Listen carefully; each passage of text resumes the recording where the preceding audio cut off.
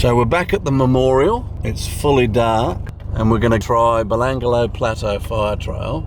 That was a bit hairy, that I must admit, because you can't see it. Yeah, you can't see what you're doing. Yeah, so we've arrived at the cave, which is fairly creepy. Nah. Yeah, go on. No, don't. Why not? Don't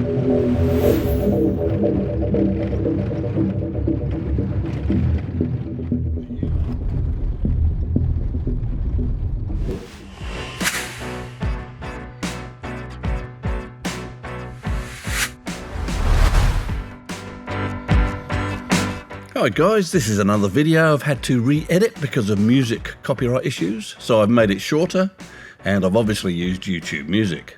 Please enjoy.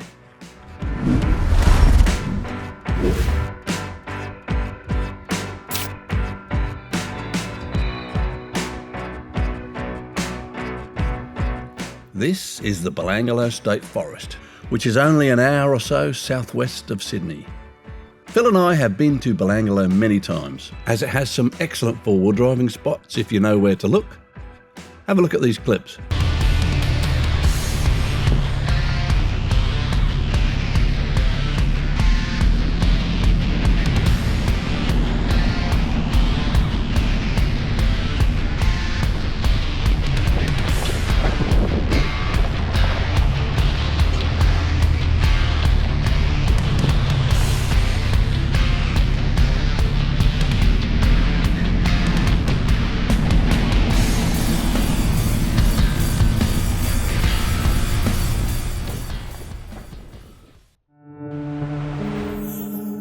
But it also has a very dark history.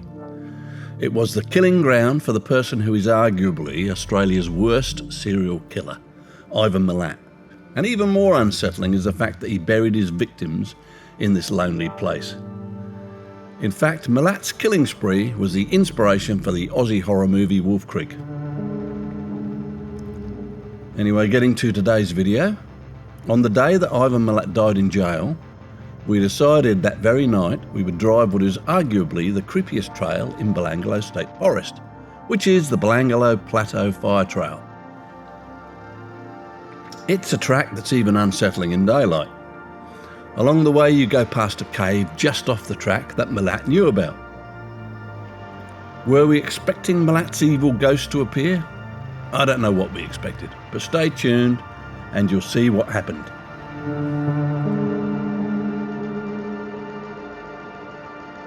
This is a bit of a worry.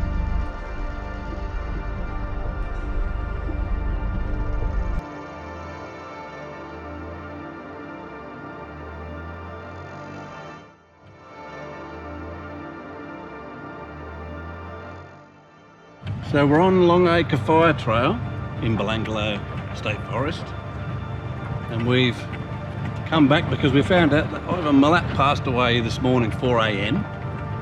So about 6:30 a.m. I phoned Phil and said, do you want to go to Belanglo State Forest and we'll have a drive around it in dusk? And he foolishly agreed. We're now going down into the gorge on that Longacre Fire Trail.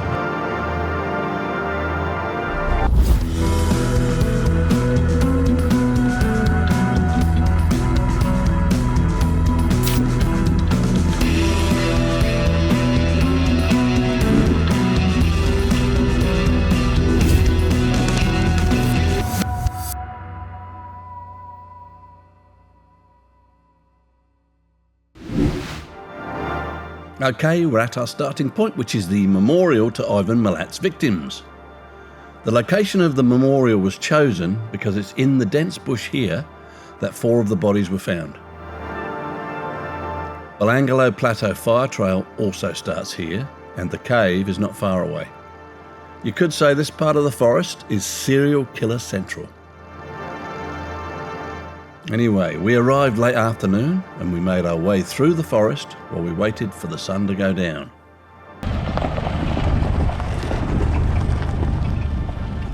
Longacre Fire Trail is the location where the 2 UK-born backpacker girls were found.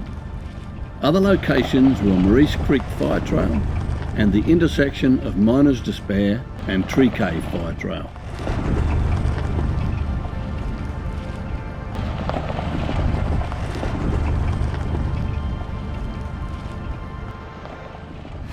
Yeah, so this is Longacre Fire Trail. It comes down into the gorge, very steep down, and probably very steep back out. So we're just going to climb back out before the sun sets. That's the trail down there. It's a bit of a hairpin back there, and then we can see a warning thing up here. Hopefully we don't have to turn around. There's a lot to like about Belanglo State Forest, despite its connections to crime. There's some real natural beauty here.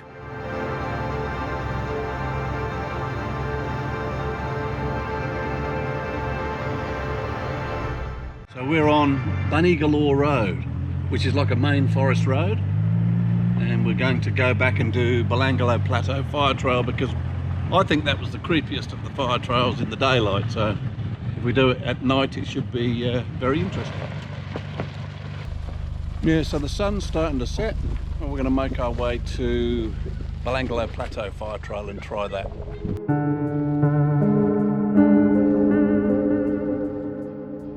It's good, Phil.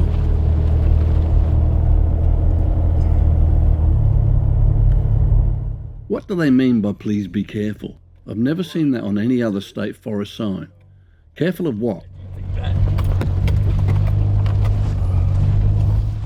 We're airman, like. I know. I wouldn't want to be. Well, the thing is, you get a puncher. You're going to have to get out and change the bloody puncher. Can you see him? Yeah. He's pretty quick, isn't he? He is pretty quick. So we're back at the memorial. It's fully dark, and we're going to try Belanglo Plateau Fire Trail, which is off to the right and then left. Okay, off we go, Phil. Now, if spirits and ghosts exist, then this is where they'll be. We're near the memorial, we're close to where the attacks took place, where the bodies were buried, and the serial killer Ivan Milat passed away this morning. So the conditions for paranormal activity have got to be perfect. Anyway, we're on Belanglo Plateau Fire Trail heading for that creepy cave. I mean, where do they start? This one's even steeper. That was a bit hairy, that I must admit, because you can't see it. Yeah, you can't see what you're doing. This one's all right, I think. It's steep, but it's... Okay, there's a technical aspect to driving on these tracks at night. As you go over a ridge, your headlights are pointing up at the sky, so you can't see what's ahead. You just have to hope that there's not a massive washout underneath you. The shadows make it look worse, actually. Yeah. Yeah, so we've arrived at the cave, which is fairly creepy, and we won't be getting out of the car and going and examining the cave, I don't think, eh, Phil? Yeah, I'll get out and run across, see what. No. Yeah, go on. No, don't. Why not? Don't worry. No.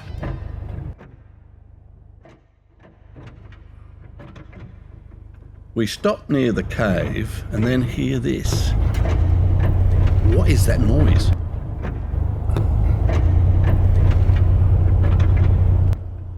Now he's off to see what's in the cave.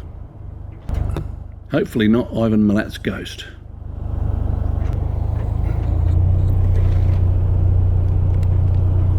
Okay, he's there.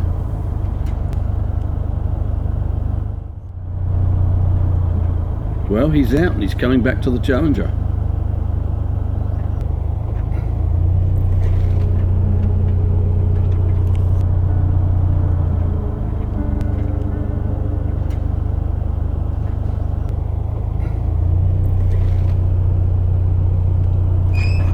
Oh no, is that Ivan trying to get in the car?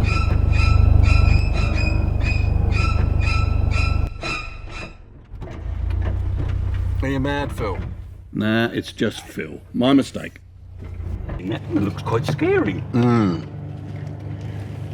Looks like a monster. Yeah. Looked like that one you saw just back there up in the rock. Oh, yeah. Yeah, he looked like Milan, didn't he? Yeah. Well, that was an experience. I don't know if we learned anything, but there is an atmosphere in parts of Belanglo that you cannot ignore. No. Yeah. So we're coming to the end of the Plateau Fire Trail because the main road, according to the map, is that Belanglo Road or something like that. We've nearly made it out of here, and we're still in one piece. And we never met Ivan Milat's ghost. Did we, Phil? Well, not that I saw. No. So we're on the main road now.